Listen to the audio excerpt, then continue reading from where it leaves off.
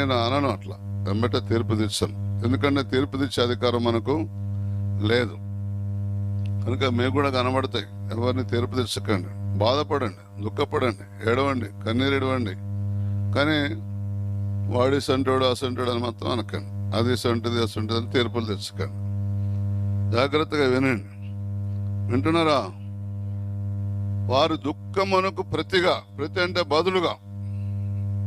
బదులుగా ఏమిస్తాడట దేవుడు మనకు? సంతోషం. దేవుడు సంతోషం ఇస్తే ఎప్పటికీ సంతోషమే. టెంపరీగా వారం రోజులు, 10 రోజులు, నెల రోజులు ఉండే సంతోషం కదా ఆయన ఇచ్చేది. లోకం ఇచ్చినట్టుగా నేను మీకు శాంతిని ఇవ్వట్లేదు, నా శాంతి నేనే మీకు ఇస్తున్నాను అంటాడు.